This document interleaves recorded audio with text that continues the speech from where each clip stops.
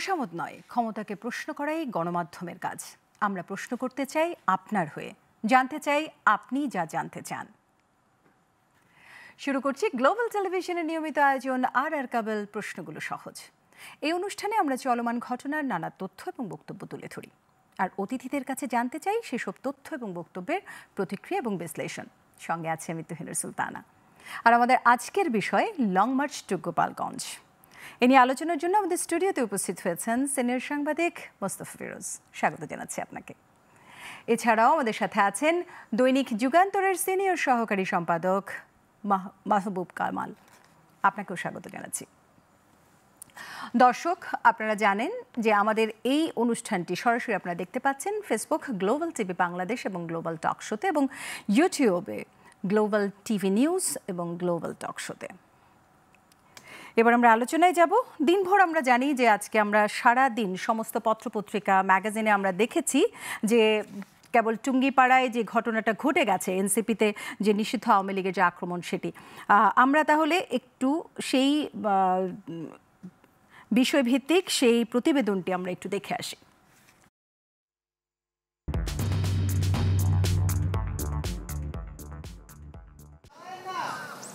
জুলাইয়ের প্রথম দিন থেকে দেশ গড়তে জুলাই পদযাত্রা নামে মাসব্যাপী কর্মসূচি পালন করছে জাতীয় নাগরিক পার্টি। বুধবার গোপালগঞ্জের কর্মসূচি ছিল মার্চ টু গোপালগঞ্জ। এর অংশ হিসেবে কেন্দ্রীয় নেতারা সেখানে পদযাত্রা ও পথসভায় অংশ নিতে যান। তাদের আসার খবরে উত্তপ্ত হয়ে ওঠে গোপালগঞ্জ। আর সকালে উলপুর এলাকায় পুলিশের একটি গাড়িতে আগুন দেয় হামলাকারীরা। একই সময়ে ঘোনাপাড়া টেকেরহাট আঞ্চলিক সড়কে ইউএনও এম রাকিবুল হাসানের গাড়িবহরেও হামলা করে নিষিদ্ধ ছাত্রলীগের নেতাকর্মীরা। দুপুরে সমাবেশ শুরুর আগে সেখানেও ভাঙচুর চালায় নিষিদ্ধ ছাত্রলীগ ও আওয়ামী লীগ। তারপরও সেখানেই সমাবেশ করে এনসিপি। এ সময় সংক্ষিপ্ত বক্তব্যে এনসিপি নেতারা বলেন, শেখ হাসিনা গোপালগঞ্জকে ধারণ করলে ভারতে না গিয়ে এখানে আসতেন। এনসিপির সমাবেশে হামলার ঘটনায় পুলিশ কেন নিষ্ক্রিয় থাকলো তা নিয়েও প্রশ্ন তুললেন নেতারা। আওয়ামী লীগ পরিকল্পিতভাবে গোপালগঞ্জকে বাংলাদেশ থেকে বিচ্ছিন্ন করেছে, ভবিষ্যৎ প্রজন্মের ভবিষ্যৎকে সংকটে ফেলেছে। এই গোপালগঞ্জবাসী আমরা আপনাদেরকে কখনো ফ্যাসিস্টদের সাথে মিলিয়ে ফেলতে চাই না।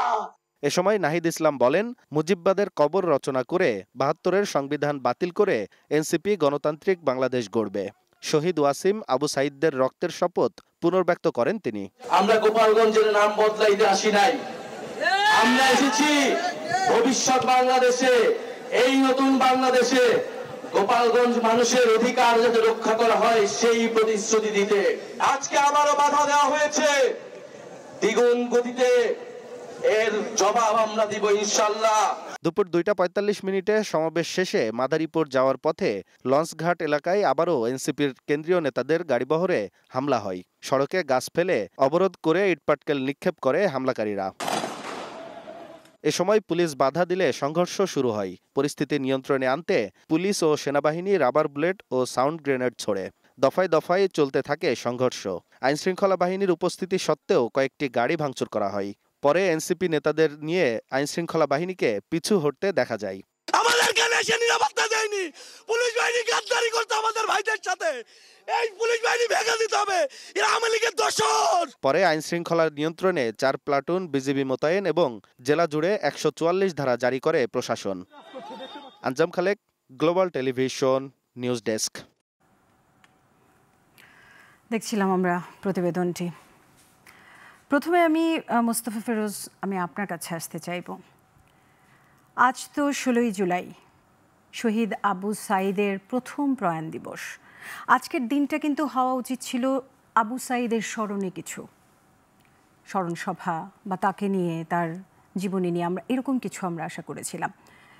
হঠাৎ করে 1 জুলাই থেকে এনসিপির যে পদযাত্রা ছিল সেটা হঠাৎ করে লং মার্চ টু গোপালগঞ্জ নাম হয়ে গেল, এবং আজকে এ ধরনের একটা ঘটনা ঘটল। একটু জানতে চাই, এই পদযাত্রা থেকে লং মার্চ টু গোপালগঞ্জ, এটা কি আসলে কোনো বার্তা?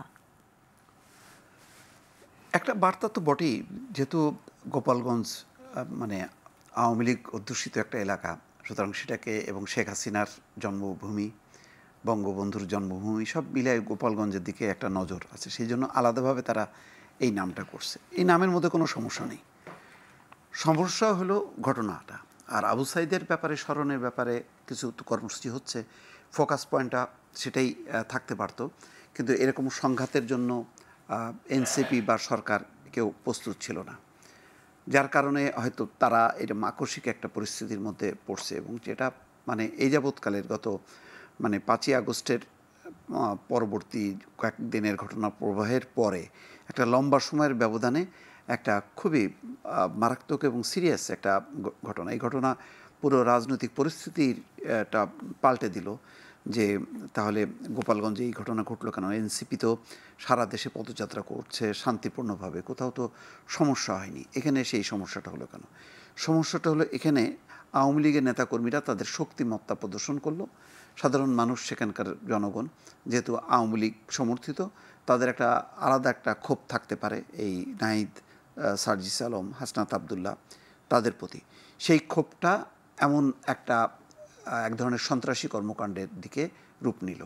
দেখেন, এই যে কোনো কিছুর প্রতিবাদ বা প্রতিরোধ কিন্তু গণতান্ত্রিকভাবে হতে পারতো, তারাও আলাদাভাবে একটা সমাবেশ করতে পারতো, কিন্তু সেটা না করে তাদের যেই ধরনটা দেখলাম সেটা হচ্ছে একেবারেই তাদেরকে আক্রান্ত করা, তাদেরকে করা। এবং যদি আজকে আইন শৃঙ্খলা এবং বিশেষ করে সেনাবাহিনী যদি প্রোটেকশনটা না দিত, তাহলে ব্যাপক জীবনহানি ঘটতে পারতো, এনসিপির এই নেতাদের জীবনহানি ঘটে যেতে পারতো, আমরা খুবই খারাপ সংবাদ আসতাম। এই আশঙ্কাটা যেহেতু ছিল, তাহলে এনসিপির ছাত্ররা কেন গোপালগঞ্জকে আজকের দিনেই বেছে নিল? না, এটা তারা চলছে, এটা চলতে চলতে কখনো না কখনো তো হইতো। এটা আজকে করলো বলে আজকেই ঘটনা ঘটলো তা না। যদি 2 দিন আগে হতো, এটা হয়তো 5 দিন পরে হলেও সেটা ঘটতে পারতো। এই ক্ষেত্রে আমি মনে করি এনসিপি সরকার, আইন শৃঙ্খলা বাহিনীর অতিরিক্ত মেজার্স নেওয়া উচিত ছিল, বা কর্মসূচিটাকে তারা আরও প্রলম্বিত করতে পারতো, বা এই জেলাটা তারা অ্যাভয়েড করলে পারতো। দেখেন, আপনি যদি গত 8 মাসের মধ্যে সবচেয়ে হিংসাত্মক আরও কিছু ঘটনা কিন্তু ঘটছে, এটা তার ধারাবাহিকতা। আপনার মনে আছে স্বেচ্ছাসেবক দলের 1জন বা 2জন মারা গেছে, তারা পথসভা করে যখন কি চলে যাচ্ছিল তখন কিন্তু আওয়ামী লীগের নেতাকর্মীরা হামলা করে, সেনাবাহিনীর গাড়ি পোড়ানো হয়েছে, অফিসার আহত হয়েছে, তারপরে চিরুনি অভিযান সেখানে চলছে। এটা ধারাবাহিকভাবে চলতে চলতে আজকে সেখানে ওই অবস্থা, ওখানকার আওয়ামী লীগের নেতা। জি, বোঝা যায় যে গোপালগঞ্জ এখনো আওয়ামী লীগের ঘাঁটি। নিঃসন্দেহে, এ ব্যাপারে কোনো সন্দেহ নেই। এটা কিন্তু ঘাঁটি বলে আপনি তো সেটাকে অন্য কোনো দলের কোনো কর্মসূচি করতে দেবেন না। তাহলে একটু মাহবুব কামাল আপনার কাছে আসতে চাই। গোপালগঞ্জে এনসিপির কর্মসূচি হলে সেটি তাহলে যেমন বলছিলেন মোস্তফা ফিরোজ, যে স্থানীয় আওয়ামী লীগ এবং ছাত্রলীগকে একটা প্রতিহত করতে চাইবেই, এটা অনেকের ধারণা মোস্তফা ফিরোজ ভাইয়ের মতো। তো সেক্ষেত্রে সেনাবাহিনী, আইনশৃঙ্খলা বাহিনী এবং স্থানীয় প্রশাসনের যে ধরনের প্রস্তুতি নেওয়ার কথা ছিল, সেটি কি নেওয়া হয়নি? কি ছিল সেখানে? শুনেন, মোস্তফা ভাই বললেন যে গোপালগঞ্জ আওয়ামী লীগের ঘাঁটি। আমি একটু যোগ করি, সেটা হচ্ছে বগুড়া হচ্ছে বিএনপির ঘাঁটি, রংপুর হচ্ছে এরশাদের ঘাঁটি। এটা একটু যোগ করে দিলাম আর কি। দেখেন, ইদানিংকালে বিদেশ থেকে যখন আমাকে কেউ ফোন করে, তখন আমি সুনীল গঙ্গোপাধ্যায়ের ওই কবিতাটা আমির জায়গায় আমরা বসিয়ে প্রথম লাইনটা বলি, আমরা কীরকমভাবে বেঁচে আছি তুই একবার এসে দেখে যা নিখিলেশ। কয়েকদিন আগে আমার এক বান্ধবী ফোন করছে স্টকহোম থেকে। তো ও বলতেছে যে দেখো একদিন সব ঠিক হয়ে যাবে, কবির মতো। আমিও কবির মতো বললাম, সেদিন আমি কি থাকবো? কি একটা অবস্থার মধ্যে আমরা আছি। দেখেন, পলিটিক্সটা কি হওয়া উচিত ছিল আজকে উচিত ছিল এনসিপি বলবে যে আমরা গোপালগঞ্জ যাচ্ছি, প্রথমে আমরা শেখ মুজিবুর রহমানের মাজার জিয়ারত করব, তার স্মৃতিসৌধে ফুল টুল দিয়ে আমরা একটা জনসভা করব, আপনারা সবাই আসেন, আমাদের বক্তব্য আছে। তাহলে কি হইতো, গোপালগঞ্জে তো আওয়ামী লীগ আছে, বিএনপি আছে, সব দলই আছে, এবং বঙ্গবন্ধুর মাজার জিয়ারত করার পরে মিটিং হচ্ছে, আওয়ামী লীগাররাও আসতো, একটা ব্যাপক উৎসাহ নিয়ে আসতো। কিন্তু কি হলো, আপনিই বললেন যে পদযাত্রা হয়ে গেল লং মার্চ টু গোপালগঞ্জ।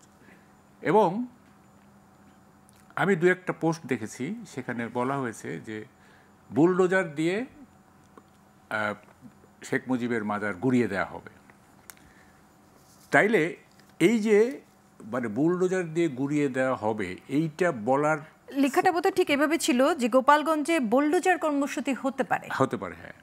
তো দাঁড়াইলো কি দাঁড়াইলো, শেষ পর্যন্ত জাতীয় নেতারা সেনাবাহিনীর তত্ত্বাবধানে ফিরে আসতে বাধ্য হলেন এবং চিফ অ্যাডভাইজার যে প্রথম বক্তৃতায় বলেছিলেন এরপর থেকে আর কোনো গুলি করা হবে না, তার সেই কথাটা ভেঙে গেল। গুলি করা হলো এবং কেউ কেউ নাকি মারাও গেল।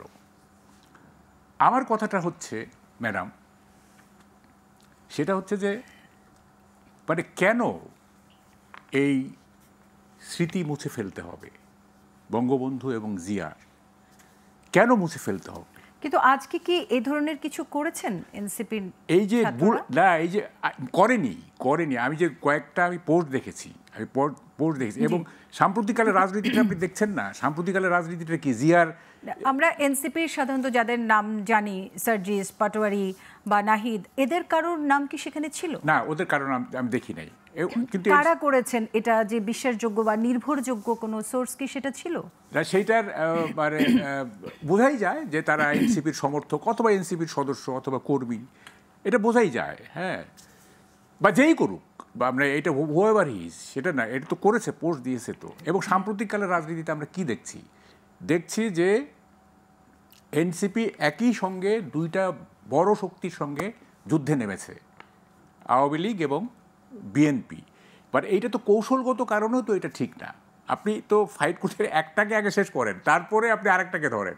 আপনি দুইটাকে একসঙ্গে ধরতেছেন এবং ধরার পরে কি হচ্ছে, মানে সিচুয়েশন এমন হয়ে যাচ্ছে, এমন ভোলাটাইল হয়ে যাচ্ছে যে একেবারে অনিশ্চিত হয়ে যাচ্ছে মানে ভবিষ্যৎ। না, আমি যে কথাটা, এই কথাটা একটু বলা দরকার, এইটা একটু অপ্রাসঙ্গিক হবে হয়তো। সেটা হচ্ছে মানে কেন জিয়া এবং বঙ্গবন্ধুর স্মৃতি মুছে ফেলতে চাচ্ছেন? আপনাদেরকে যদি বলি যে আপনাদের কলেজ জীবনের এবং স্কুল জীবনের এবং জুলাই আগস্টের যে স্মৃতি সেটা মুছে ফেলা হবে, আপনাদের কেমন লাগবে? হ্যাঁ, দেখেন। কিন্তু মাহবুব কামাল ভাই, আমার কিন্তু আপনার কাছে প্রশ্ন ছিল যে সেনাবাহিনী বা আইন শৃঙ্খলা বাহিনী বা স্থানীয় প্রশাসনের আজকে প্রস্তুতিটা কেমন ছিল এই লং মার্চ টু গোপালগঞ্জে যখন আমাদের এনসিপির ছাত্ররা যাচ্ছিলেন? না, মানে একটা তো আছে, মানে গোয়েন্দা ফেইলিওরের তো একটা কমন ব্যাপার আছে আমাদের দেশে। কিন্তু মানে গোয়েন্দাদের ব্যর্থতা কিন্তু এটা বহুদিন থেকে আমরা শুনতেছি যে এই জায়গায় এটা হওয়ার কথা ছিল, কেন গোয়েন্দার আগে জানতে পারলো না, এটা এখানে হওয়ার কথা ছিল, কেন প্রশাসন জানতে, এই তো পুরনো কথা এটা। এখন এইটা প্রস্তুতি কি ছিল, কেমন ছিল, আমি তো আর এই কি বলে যে এই কর্মসূচির সাথে সম্পর্কিত কোনো আইন শৃঙ্খলা বাহিনীর সদস্য না, বা আমি গোয়েন্দাও না, কি ছিল সেটা জানি না। তবে একটা তো দেখলাম যে ব্যাপক এখানে ডেপ্লয়মেন্ট হয়েছে, পুলিশও ডেপ্লয় করা হয়েছে, আর্মিও ডেপ্লয় করা হয়েছে, তারপরে 4 প্লাটুন বিজিবি পর্যন্ত ডেপ্লয় করা হয়েছে। এটা তো একটা ব্যাপক ডেপ্লয়মেন্ট হয়েছে, তাই না? তা আমার কথা হলো, দেখেন, একটা জেলা, একটা ছোট্ট একটা কাট্টু সাইজ জেলা, এটা তো গ্রেটার ফরিদপুরের একটা কাট্টু সাইজ জেলা, তাই না? তো ছোট একটা জেলা, কতই বা লোক সংখ্যা, এই লোক সংখ্যার জন্য এতগুলো ডেপ্লয়মেন্ট করতে হচ্ছে। মাহবুব কামাল, আমি আসবো আপনার কাছে আবার। আমি একটু মোস্তফা ফিরোজ ভাই আপনার কাছে একটা জিনিস জানতে চাচ্ছি। আজকের এই আওয়ামী লীগের বা লীগের যেই আক্রমণ দেখলাম আমরা, এতে কি তারা তাদের একটা খুব শক্ত অবস্থানের প্রমাণ দিল কি? এটা চরম একটা ফ্যাসিস্ট একটা আচরণটা করলো। আমি তো বলছি তো, আপনি দেখেন, মানে গোপালগঞ্জটাকে তারা এইভাবে মানে তৈরি করছে, এখানে কোনো ভিন্ন মত, ভিন্ন দল, তার কোনো কর্মসূচি থাকবে না। আজকে এটা বড়োভাবে আসলো। কয়েক মাস আগে যে স্বেচ্ছাসেবক দলের একটা পথসভার পরে তারা চলে যাচ্ছিল মিছিল করতে করতে, সেই মিছিলও তো আক্রমণ করালো, 2 জন মারা গেল। জি, সেনাবাহিনীর গাড়ি পোড়ানো হলো না? সেনাবাহিনীর গাড়ি পোড়ানো হলো, একজন অফিসার। আজকে সকালেও তো আইন শৃঙ্খলা বাহিনীর গাড়ি, সকালবেলায় ঘটনার আগেই তারা আসে নাই, তখনই পুলিশের একটা গাড়ি পোড়ানো হলো আর ইউনোর গাড়ি ভাঙা হলো। আজকের ঘটনা শুধু এনসিপি না, আপনি দেখেন কোথায় তারা হামলা করছে, কারাগারের আরেকটা, ওখানে 25 জন নিরাপত্তা রক্ষী, তাদের মধ্যে অধিকাংশই আহত হয়েছে। যেইভাবে 4-5 হাজার লোক যে হামলা করছে, ডিসির বাংলোতে হামলা হয়েছে, বহু জায়গায় হামলা হয়েছে। আচ্ছা, আজকে কি এনসিপির এমন জনবল ছিল যে জনবল দিয়ে তারা হামলা করছে? আপনি ধরেন কি তাহলে কর্মসূচি এই ছিল বা কি ঘটনাটা বক্তব্য কি ছিল সেটা আগামী দিনের রাজনীতির জন্য একটা কঠিন এবং সংঘাতপূর্ণ এটা একটা সাংঘাতিক রকম একটা ইঙ্গিত বার্তা, দেখাচ্ছে? এটা একটা বিশাল বার্তা হলো। আমি তো মনে করি যে সাম্প্রতিক সময় যেই মানে বিএনপি, এনসিপি, জামাত এদের মধ্যে যেই মতদ্বৈততা মানে চলছিল, সেই জায়গাটা আজকে এটা ঐক্যবদ্ধ করে দিল। এবং দেখেন আজকে একযোগে সরকার, বিএনপি, জামাত সবাই কিন্তু স্টেটমেন্ট দিচ্ছে। কারণ আপনি এটাকে কোনোভাবে আপনি সমর্থন করতে পারেন না। আমি তো বললাম তো, প্রতিবাদ প্রতিরোধেরও জায়গা আছে। ওখানে আওয়ামী লীগের ঘাঁটি, এটা কোনো অপরাধ না। গুড, ভালো শক্ত অবস্থান আছে। মাদারীপুর, শরীয়তপুর, গোপালগঞ্জ, ওই টোটাল বেল্টে আওয়ামী লীগ একটা ঘাঁটি। আপনি ওটাকে মিসইউজ করবেন? আপনি এখন ক্ষমতায় নেই, আপনি এখন আপনার মতন করে প্রতিবাদ করেন, আপনার মতন করে শান্তিপূর্ণ যদি একটা আলাদা সমাবেশ, আমি দেখছিলাম একটা সমাবেশও করছে, সেখানে বক্তৃতা দিচ্ছে, এবং সেটাও কিন্তু গণমাধ্যম চ্যানেল 24 দেখাচ্ছিল। কিন্তু আপনি হামলাটা করলেন কী করে? হামলা করতে করতে আমি শুধু অপেক্ষা করছিলাম, দেখি সাংবাদিকরা পিছিয়ে আসলো, বলছে যে আমরা আর নিরাপদ না, আমাদেরকে ওই যখনই আমরা ক্যামেরা ধরছি তখনই আমাদের উপর হামলা করতেছে। এবং তারাও এক পর্যায়ে কোণঠাস হয়ে তারাও পুলিশ সুপারের কার্যালয়ে ঢুকে গেল। সেনাবাহিনী যদি আর একটু দেরি করতো, সেখানে প্রচুর মানে মারা পড়তো নিঃসন্দেহে। কারণ পরে আর শেষের দিকে পুলিশ পিছু হটছে, তারাও পুলিশ সুপার কার্যালয়ে চলে আসছে। পরে অন্য পুলিশ, বিজিবি এবং সেনাবাহিনী যে রক্ষা করছে। এত আক্রমণাত্মক হওয়ার তো কারণ নেই। আপনার বঙ্গবন্ধুর স্মৃতি ওখানে উড়াই দেবে কি উড়াই দেবেন, আপনি ঘটনার জন্য অপেক্ষা করেন।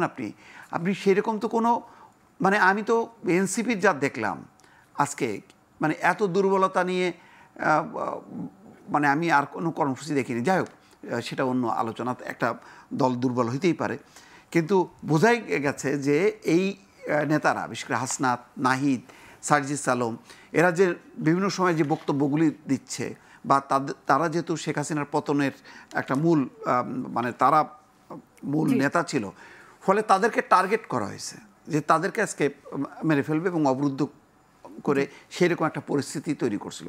এখানে আইনশৃঙ্খলা বাহিনীকে আপনি কিভাবে দোষ দেবেন? কারণ তারা মার খেতে খেতে একদম শেষ প্রান্তে যখন পৌঁছে গেছে, তখন সেখান থেকে রক্ষা করার জন্য তারা পাল্টা ভায়োলেন্ট অবস্থায় গেছে, বা পাল্টা তখন। তাহলে মাহবুব কামাল, আমি একটু আপনার কাছে জানতে চাই এই প্রসঙ্গটা ধরেই, এই যে হাসনাত, সার্জিস, এদের যে বডি ল্যাঙ্গুয়েজ বা এদের যে বক্তব্য, সেগুলোর জন্য মানে সেই উস্কানি হিসেবেই কি আওয়ামী লীগ আজকে এই পাল্টা আক্রমণটা করেছে? না, পাল্টা আক্রমণ কেন বললেন আপনি? আপনি তো ওই এনসিপি তো কোনো আক্রমণ করে নাই। জি, এনসিপি তো কোনো আক্রমণ করেনি। এটা পাল্টা না, এইটা আওয়ামী লীগেররা, ছাত্রলীগের, যুবলীগ এরাই আক্রমণ করছে। এটা খুবই বাজে কাজ হয়েছে। যদি মানে ওরা আক্রমণ করতো তাইলে পাল্টা হলে একটা কথা ছিল। আমার পয়েন্ট সেটা না। আমার পয়েন্ট হচ্ছে যে আপনি সব জায়গায় পদযাত্রা বলতেছেন, গোপালগঞ্জের ক্ষেত্রে কেন মার্চ টু গোপালগঞ্জ? মানে আপনি ল্যাঙ্গুয়েজটা খেয়াল করেন। সারা বাংলাদেশে হচ্ছে পদযাত্রা, আর গোপালগঞ্জের ক্ষেত্রে হচ্ছে মার্চ টু গোপালগঞ্জ। তারপর এইটার একটা দোতনা আছে, এটার একটা কনোটেশন আছে। আমি কিন্তু এই জন্যই প্রথমে এই আলোচনাটায় ঢোকার সময় বলেছি যে পদযাত্রাটা 1 জুলাই থেকে এটা পদযাত্রা, এটা কেন 15 তারিখ রাতে হঠাৎ করে এটা লং মার্চ টু হয়ে গেল? এই লং মার্চ, এই মানে এটা এক ধরনের উস্কানি, এটা এক ধরনের তো উস্কানি মনে করতে পারে গোপালগঞ্জবাসী, তো মনে করতে পারে উস্কানি, তাই না? মনেই করতে পারে তারা। এটা দরকার ছিল না তো। আপনারা 5ই আগস্টের এত বড় একটা ঘটনা ঘটালেন, এত বড় একটা মহৎ ঘটনা ঘটাইলেন, তো আপনারা তো বলবেন যে ভাই আমরা শেখ মুজিবের মাজার জিয়ারত করে আসবো, আপনারা আসেন, আমাদের কিছু কথা আছে। তাইলে না সবাই, মানে আওয়ামী লীগাররা হইতো, আরে বাবা বঙ্গবন্ধুর মাজার জিয়ারত করে আসতেছে, চলো যাই দেখি কি বলে। আপনি আপনার কথা যেটা বারবার বুঝতে পারছি মাহবুব কামাল, তাহলে কি শেখ মুজিবের মাজার জিয়ারত করে নাই সেটার জন্যই আজকে এই আক্রমণ? না না না, সেটা আমি বলছি না। আমি বলছি যে আপনি তো ডিডাকটিভ ওয়েতে, আমি ইন্ডাকটিভ লজিক অ্যাপ্লাই করতে চাই। সেটা হচ্ছে যে যদি এটা বলা হতো তাইলে আওয়ামী লীগাররা খুশি হইতো, মানে একাংশ তো অবশ্যই খুশি হইতো না, তাইলে এত ভায়োলেন্টরা হতো না। তো ফলে আবার বুলডোজারের কথা বলা হয়েছে যে গুড়িয়ে দেওয়া হবে। এটা এনসিপির কোনো মানে কোনো জাতীয় নেতা না, হয়েছে, ফেসবুকে আমি দেখছি এটা। তো ফলে সবটা মিলায় মানে এই ধরনের একটা মানে এটা একেবারেই অনাকাঙ্ক্ষিত একটা সিচুয়েশন, এবং বোধহয় প্রাণও গেছে, বোধহয় 4 জনের না, প্রাণও গেছে বোধহয়। মানে এগুলির কি দরকার? মানে আমি তো এটা বুঝি না। এই আমরা বলেন। আজকে যে ঘটনাটা ঘটে গেল গোপালগঞ্জের, এটা কি আগামী যে নির্বাচনের যে প্রস্তুতি সেটার উপর কি কোনো ধরনের প্রভাব পড়বে? আমরা এই আলোচনায় ফিরবো, একটা ছোট্ট বিরতি নিয়ে আসছি। দর্শক, আর কাবেল প্রশ্নগুলো সহজে নিচ্ছে একটা বিরতি, আশা করি আমাদের সাথেই থাকবেন।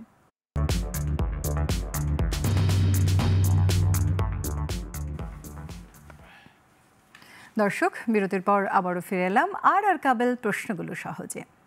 আমাদের সাথে আছেন সিনিয়র সাংবাদিক মোস্তফা ফিরোজ এবং দৈনিক যুগান্তরের সিনিয়র সহকারী সম্পাদক মাহবুব কামাল। আমরা ফিরছি আলোচনায়। ফিরোজ ভাই, যেখানে আমরা রেখে গিয়েছিলাম যে নির্বাচনের জায়গাটা, আমি যদি বলি যে আজকে আমরা দেখতে পাচ্ছি যে হান্নান মাসুদ বলছে যে একটা জেলায় জাতীয় নেতাদের নিরাপত্তা দিতে পারে না, তারা নির্বাচন কিভাবে করবে। এই যে ঘটনাগুলো, এই ধরনের ঘটনাগুলো আমরা দেখতে পাচ্ছি যে গত কিছুদিন ধরেই নির্বাচনকে একটু দূরে সরিয়ে দেওয়ার জন্য এবং দীর্ঘায়িত করার জন্য যে চেষ্টাগুলো চলছে, এই ঘটনাগুলো আমরা আজকে আবার হান্নান মাসুদের এই বক্তব্যটা আসলে এটা কি মিন করছে? এটা আসলে সাময়িক ক্ষোভের একটা বহিঃপ্রকাশ। সেটা দেখেন পাটগ্রামের ওই ঘটনার প্রেক্ষিতে ডাক্তার শফিকুর রহমানও কিন্তু এরকম কথা বলছিল যে এই যদি হয় তাহলে নির্বাচন কিভাবে সম্ভব। এরকমই বলবে, যার যার অবস্থান থেকে সে যে যখন ক্ষুব্ধ হবে তখন সেই কথাটা বলবে। গোপালগঞ্জ মানে তো সারা বাংলাদেশ না। সারা বাংলাদেশে আপনি দেখেন 5ই আগস্ট বা তার ওই সময় জুলাইয়ের যে আন্দোলন, সেই আন্দোলন কিন্তু এই গোপালগঞ্জে ছিল না। গোপালগঞ্জ বিচ্ছিন্ন। ওই যে কামাল ভাই বললো না, দেখবেন এরশাদ পতনের হয়ে গেল সারা দেশে, কিন্তু রংপুরে তারপর নির্বাচন, ওখানে 35টা আসনে জাতীয় পার্টি, সেই দাগটা কাটে নাই। বগুড়াতে একই অবস্থা। এখন কোনো অঞ্চল বিশেষে যদি এরকম হয়, ওটার সাথে জাতীয় সারা বাংলাদেশেই তো এই ধরনের সহিংসতা ঘটনা ঘটছে। পুরো যখন নির্বাচন হবে সারা বাংলাদেশে কিন্তু এই ধরনের ঘটনাগুলো সামাল দেওয়ার মতন আমাদের আইন শৃঙ্খলা পরিস্থিতির কি একই দিনে একসাথে সেই ঘটনাগুলোকে তারা সামাল দিতে পারবে বলে মনে করছেন? না, সারা দেশে কোথায় ঘটছে? সারা দেশে যেগুলি হচ্ছে সেগুলি হলো চাঁদাবাজি। নির্বাচনটা সারা দেশে হবে একসাথে। হ্যাঁ, তাতে কি সমস্যা কি? তখন কিভাবে এই আইন শৃঙ্খলা বাহিনী এই ব্যাপারগুলো, তখন তো একটাই কনসেন্ট্রেশন থাকবে, তার হচ্ছে নির্বাচনটা করা।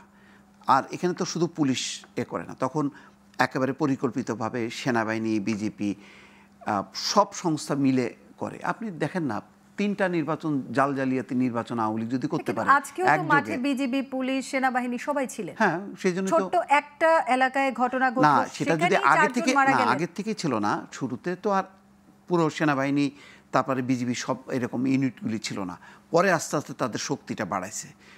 এখানে একটা, হ্যাঁ ঠিকই আপনি পয়েন্ট ধরছেন যে গোপালগঞ্জকে আলাদাভাবে অ্যাসেসমেন্ট করার দরকার ছিল। আমি বললাম না যে গোপালগঞ্জে কিন্তু কয়েকটা ধারাবাহিকভাবে সহিংস ঘটনা ঘটছে এবং সেখানে কিন্তু একতরফা হয়েছে। শুধু মানে এমন না যে আচ্ছা ঠিক আছে বিএনপি হামলা চালাইছে আওয়ামী লীগের উপর, তারপরে রাস্তা অবরোধ করছে, সেনাবাহিনী সরাতে গেছে, সেনাবাহিনীর গাড়ি পোড়াই দিচ্ছে। আপনি চিন্তা করতে পারেন, সেনাবাহিনীর গাড়ি এখানে এত বড় ঘটনা ঘটছে ঢাকায়, তাও একটা বাহিনীর গাড়ি পড়ে, অন্তত সেনাবাহিনী, কিন্তু সেখানে কিন্তু তারা হাত দিয়ে ফেলছে। ফলে ওই অঞ্চলটাকে আলাদাভাবে একটু বিশ্লেষণ করার দরকার ছিল, সেটা করা হয়নি। এইটা হচ্ছে দুর্বলতা।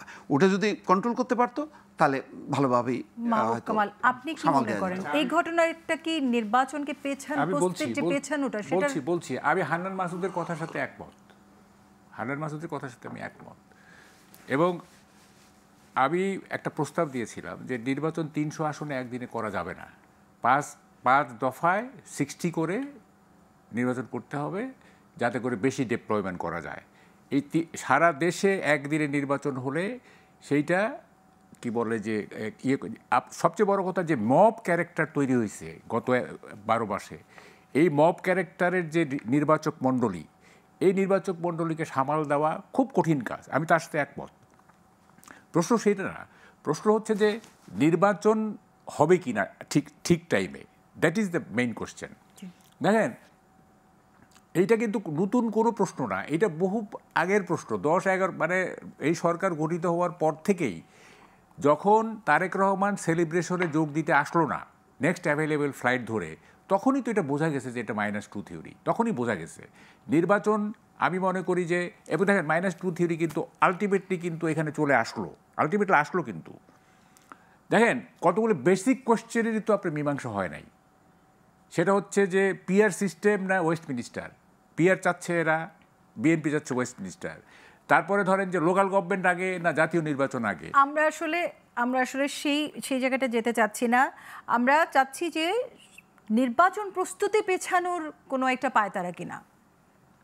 হ্যাঁ হইতে পারে, এটা এটা এটা মানে নির্বাচন, যেমন ধরেন যে আপনি বলি নির্বাচনকে পেছানোর জন্য তো অনেকগুলো সিমটম আমরা দেখতেছি। যেমন ধরেন বরগুনার নির্বাচন কমিশন অফিস পুড়িয়ে দেওয়া হয়েছে, ঠিক আছে? আচ্ছা, তারপরে খোদ নির্বাচন কমিশনকে বিতর্কিত করতেছে এনসিপি, খোদ নির্বাচন কমিশন। এবং দেখেন আজকে আপনার ওই যে দেখলাম যে নিবন্ধনের জন্য আবেদন করছে যারা প্রাথমিক বাছাইয়ে যে বাদ পড়ছে, সেখানে কিন্তু ওই আপনার এনসিপিও আছে। মানে এনসিপি যে কাগজপত্র জমা দিয়েছে সেগুলো সাফিসিয়েন্ট না। তো এটার ভেতরে কি যায় না, তবে নির্বাচন কমিশনের সাথে তো এনসিপির একটা বড় ধরনের কন্ট্রাডিকশন শুরু হয়েছে। এবং তারা তো বলতেছে যে এই নির্বাচন কমিশনের আন্ডারে ইলেকশন হবে না, মানে সুষ্ঠু হবে না। হ্যাঁ, এবং তারা একদম ডাউনরাইট বলতেছে এটা। তারপরে ধরেন যে সোহাগের হত্যাকাণ্ডের পরে সিচুয়েশন, এই যে মিডফোর্ডের যে সোহাগের হত্যাকাণ্ড, সিচুয়েশন তো এত জটিল হয়ে গেছে যে এই জটিলতা কিভাবে এইটা সরলীকরণ করা হবে আমি ঠিক বুঝতেছি না।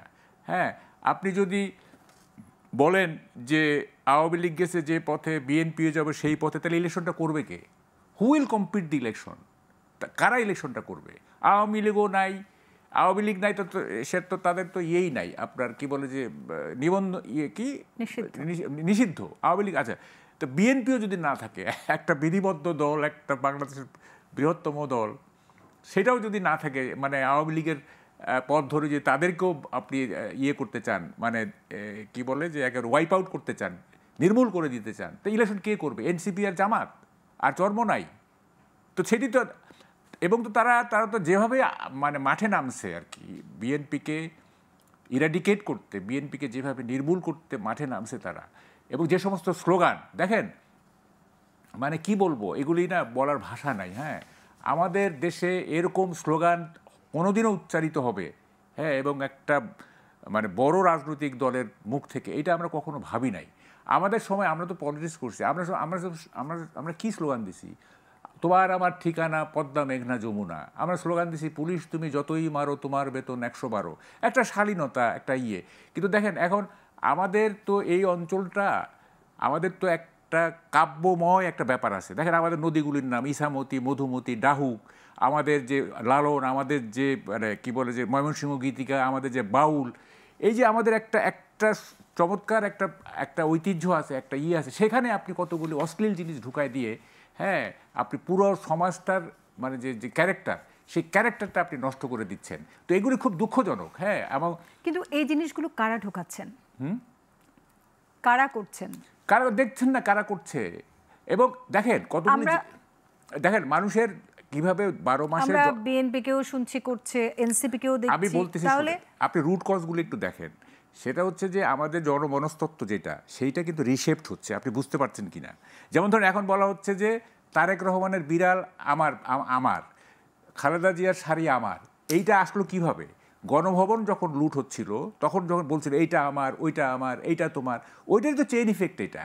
এবং এই প্রক্রিয়ার মধ্য দিয়েই তো এই জায়গায় আমরা আসছি, তাই না?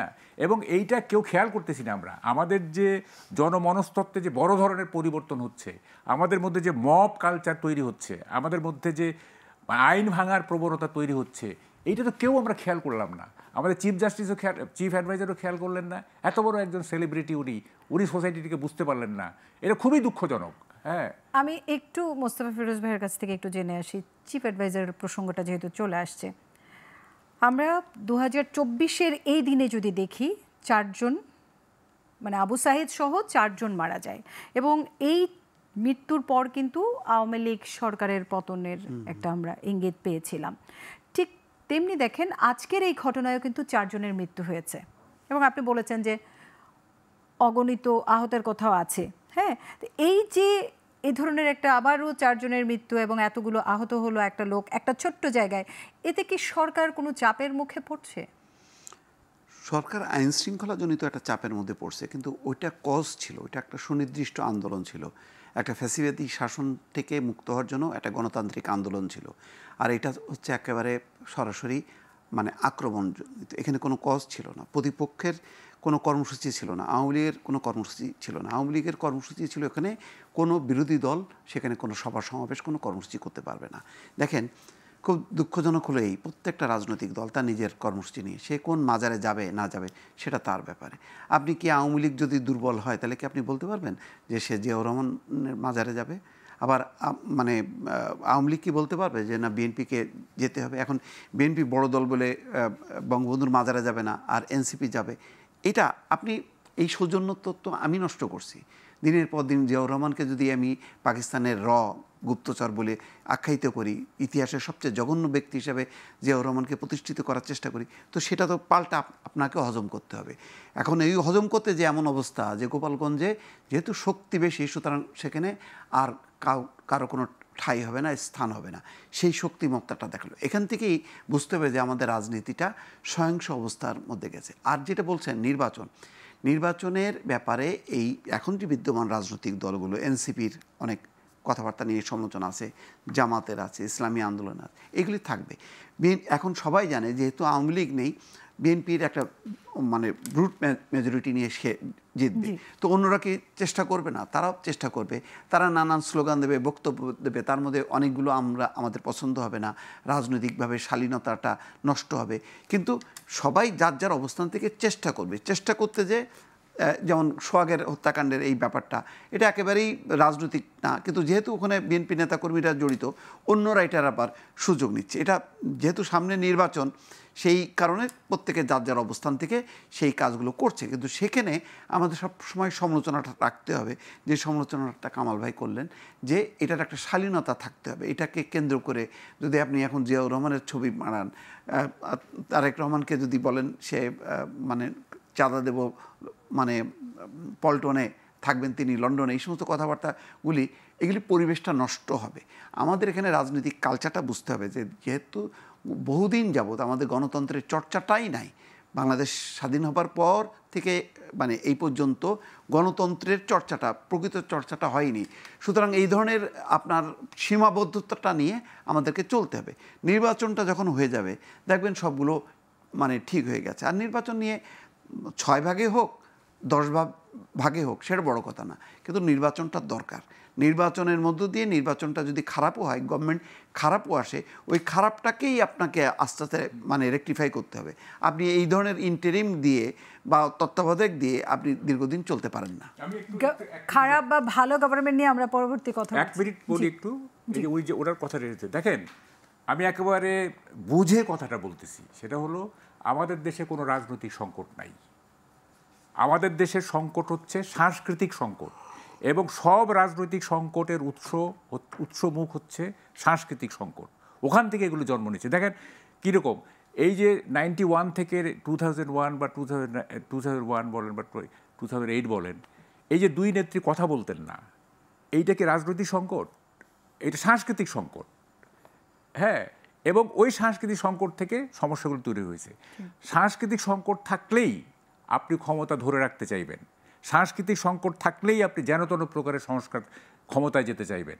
সুতরাং আমি কোনো রাজনৈতিক সংকটই দেখি না, আমি দেখি সব সাংস্কৃতিক সংকট, ওখান থেকে এগুলো জন্ম হচ্ছে। হ্যাঁ, এবং এই যে কালচারাল পলিটিক্যাল কালচার বলতে যেটা আমরা বলি, যেটা আমি বহুদিন ধরে বলতেছি, পরশুদিন আপনার আমির খুসরু মাহমুদ সাহেব বলছে যে রাজনৈতিক সংস্কৃতি ছাড়া আপনার কোনো সংস্কারে কাজ হবে না। এক্স্যাক্টলি এই পলিটিক্যাল কালচার যতদিন পর্যন্ত আমরা গড়ে তুলতে না পারবো, কোনো পলিটিক্যাল সলিউশনে আমরা যেতে পারবো না। সুতরাং ওই জায়গায় হাত দেন যে কিভাবে মানুষ সুসভ্য আচরণ করবে, কিভাবে এইসব স্লোগান আর দেবে না, কিভাবে স্লোগান দেবে যে তোমার আমার ঠিকানা পদ্মা মেঘনা যমুনা। এই স্লোগান যারা দিবে, যখন দিবে তখনই দেশ ভালো হবে। জি মোস্তাফিজ, আপনি বলছিলেন যে নির্বাচিত সরকার আসলেও কিন্তু জনমনে কিছু শঙ্কা আছে, কিছু প্রশ্ন আছে। সেই আলোচনায় আমরা ফিরবো, ছোট্ট একটা বিরতি নিয়ে আসছি। দর্শক, আর কেবল প্রশ্নগুলো সহজে সময় হলো আরও একটা বিরতির। আশা করি আমাদের সাথেই থাকবেন।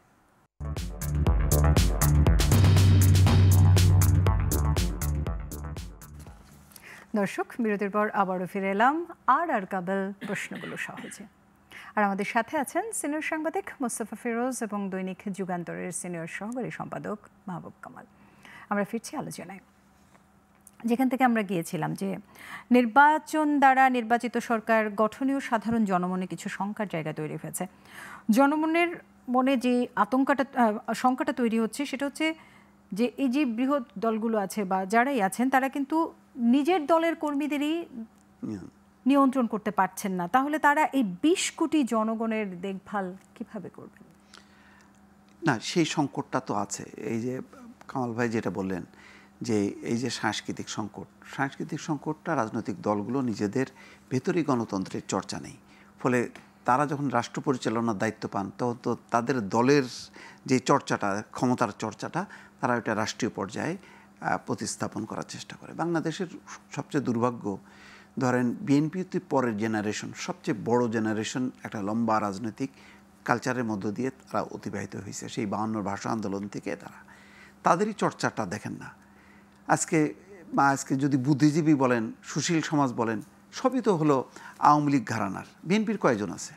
কিন্তু তারা কি করছে? আমরা এই 15 বছর এই ডায়াসে বসে বসে কি করছি? ওই ফ্যাসিবাদের পক্ষেই তো বলছি ঘুরায় ফিরায়, যা না নির্বাচন মেনে নেওয়া উচিত, এই নির্বাচনের বৈধতার জন্য যা যা বলার দরকার সবই তো করছি, তাই না? তো আমরাই তো একটা স্ট্রং পজিশন নিয়ে যে আমরা রাজনীতিবিদদের থেকে আলাদা ওই কালচারটা ডেভেলপ করার জন্য যে আমাদের যেই সাপোর্টটা দরকার ছিল সেটি কি আমরা করছি? আমরাই তো করিনি। ফলে শুধু রাজনীতিবিদদের উপর দায়িত্ব চাপালে হবে না, আমাদের নিজেদেরও দায় আছে। আমিও যখন সুবিধাভোগী হয়ে যাই তখন রাজনীতিটাও কলুষিত। সেই রাজনীতির উপরে 16 বছর আমরা করতে পারিনি, এখন কি আমরা পারবো? কঠিন, নিঃসন্দেহে কঠিন। এখন যারাই দেশের দায়িত্ব নেবেন যেই নির্বাচনের ফলে, তাদের অনেকগুলো সংগ্রাম করতে হবে। একটা হলো যে তার দলের ভেতরে, তার বাইরে। কেননা এখনও পর্যন্ত যেই ধরনের আমরা যেখানে যার শক্তি সে তখন সেইভাবে আঘাত করার চেষ্টা করতেছে। দেখেন আজকে আওয়ামী লীগের ফাঁকা মাঠ, সেই ফাঁকা মাঠটাকে সুন্দর করে সাজানোর কথা, কিন্তু সেই জায়গাটা দখল করতেছে সেই দুর্বৃত্তরা। কাদের ব্যানারে? কোথাও বিএনপির ব্যানারে, কোথাও এনসিপির ব্যানারে, কোথাও হচ্ছে জামাতের ব্যানারে। ফলে এই সমস্যাগুলো আছে। এখানে হচ্ছে যে রাজনৈতিক নেতৃত্ব যদি এই সংগ্রামটা করে, সেই সংগ্রাম যে একেবারে করছে না তা না। এনসিপিও দেখেন সে যেখানে অভিযোগগুলো পাচ্ছে বা অনুসন্ধান করতেছে তারা কিন্তু সাংগঠনিক অ্যাকশান নিচ্ছে। বিএনপি প্রায় 9,000-9,500 নেতাকর্মীকে বহিষ্কার করছে, কিন্তু তার সাথে আবার প্রশাসন, পুলিশ তারা যদি মার্চ না করে, ধরেন আপনি একটা অপরাধ করছেন, আপনাকে বহিষ্কার করলাম, পুলিশ যদি আপনাকে অ্যারেস্ট না করে তাহলে তার সেটা হইল না। সেই কারণে আমি বলছি যে রাজনৈতিক নেতৃত্বকেই ক্ষমতায় আসতে হবে, তাদেরই দায়িত্ব। যদি তারা না পারে আবার নির্বাচন হবে। সবচেয়ে বড় কথা হলো আপনার ওই জিনিসটাকে যদি আপনি এনশিওর করতে পারেন যে ভোটের মতন হবে, ভোট নিয়ে কোনো জালিয়াতি হবে না, কেউ যাতে মনে না করতে পারে যে আমি অপরিহার্য। এই জায়গাটার থেকে যখন মুক্ত করেন তখন মানুষই আস্তে আস্তে এই যে চর্চাটা করতে করতে জি এই এনশিওরিটিটা রাষ্ট্র দেবে, রাজনৈতিক দলগুলো দেবে। সেই জায়গাটাই আমাদের সবচেয়ে বড় চ্যালেঞ্জ, যে আমরা অবাধ নিরপেক্ষ নির্বাচনের এই মানদণ্ডটা যদি ঠিক রাখতে পারি তাহলে আরও অনেকগুলো অসুখ আছে, আপনি সবগুলো অসুখ একসাথে সারতে পারবেন না। এখন একটা একটা করে ধরতে, বড় অসুখটা কি? বড় বাংলাদেশের সবচেয়ে বড় অসুখ ছিল হচ্ছে নির্বাচন, সঠিক নির্বাচন। আগে ওইটাকে এনশিওর করেন, মানুষ যাতে ভোট দিতে পারে, তারপরে ওই নির্বাচিত সরকারকে চাপ দেন যে এখানে এইটা হচ্ছে। ওই রাজনৈতিক দলকেই করতে হবে। এখন সুশীল সমাজ ড্রয়িং রুমে বসে একটা জিনিস ঠিক করে দেবে তার মতন করে এটা হবে না। কারণ রাজনৈতিক দলগুলো কতখানি প্রস্তুত সে রাজনৈতিক দলই জানে যে তারা কি রাইফেল চালাতে পারবে নাকি ক্ষেপণাস্ত্র চালাতে পারবে। সুতরাং রাজনৈতিক দলগুলোকে আপনি তার কাঁধের উপরে যদি বিশাল একটা সংস্কারের দায়িত্ব চাপায় দেন ইউরোপ আমেরিকার মডেলে, সে পারবে না। তাকে আস্তে আস্তে আগাইতে হবে। কারণ আমরা অনেক দূর পিছিয়ে গেছিলাম ভাই। বাংলাদেশে সুষ্ঠু ভোট, নিরপেক্ষ নির্বাচনটাই নাই। থাইল্যান্ডের মতো দেশ যেখানে সামরিক শাসন থাকে কিন্তু নির্বাচনটা হয় সঠিক, আর আমরা নির্বাচনটাই সঠিক করতে পারি না। অথচ আমরা বলি যে জনগণ বারবার আমাকে ভোট দেয়, আমি কি করব, আমি তো ক্ষমতা চাই না। এই যে মানসিকতা থেকে আমাকে বেরিয়ে আসতে হবে। নির্বাচনটা যে সঠিক হতে পারে এটা একটু পরে আসতেছি, একটু কথা বলে 1 মিনিট। সেটা যে দেখেন, আমি সন্ধ্যার দিকে ভাবতেছিলাম যে 7ই মার্চের বঙ্গবন্ধু এবং 5 অগস্টের অপরাহ্নের সার্জিস এবং হাসনাত, এই দুয়ের মধ্যে কোনো আমি পার্থক্য দেখছিলাম না। মানে 7ই মার্চ বঙ্গবন্ধুর অঙ্গুলি হেলনে বাতাস থেমে যেত, বঙ্গোপসাগরের স্রোত থেমে যেত। 5ই অগাস্টের অপরাহ্নে সার্জিস এবং হাসনাতের যে শক্তি, সেই শক্তি ওই বঙ্গবন্ধুর ওই শক্তির মতো ছিল। এখন বঙ্গবন্ধু 3.5 বছরের মাথায় নিহত হলেন, আর সার্জিস এবং হাসনাতরা 1 বছরের মাথায় সেনাবাহিনীর তত্ত্বাবধানে তাদেরকে ছাড়তে হলো। মানে দেখেন মানে কিভাবে জিনিসগুলো হয়। এই যে নির্বাচন বললেন না, যে সঠিক নির্বাচন, এখানে এই কথাটা আমি আরেকটা টেলিভিশনে বলছি, সেটা হচ্ছে যে একটা বিতর্ক আছে যে গণতন্ত্র ভালো নির্বাচন দেয় না ভালো নির্বাচন গণতন্ত্র দেয়। এটা কিন্তু একটা আছে। আমাদের দেশে হয়েছে কি, গণতন্ত্র নেই বলে ভালো নির্বাচন হয় না, আবার ভালো নির্বাচন হয় না বলে গণতন্ত্র আসে না।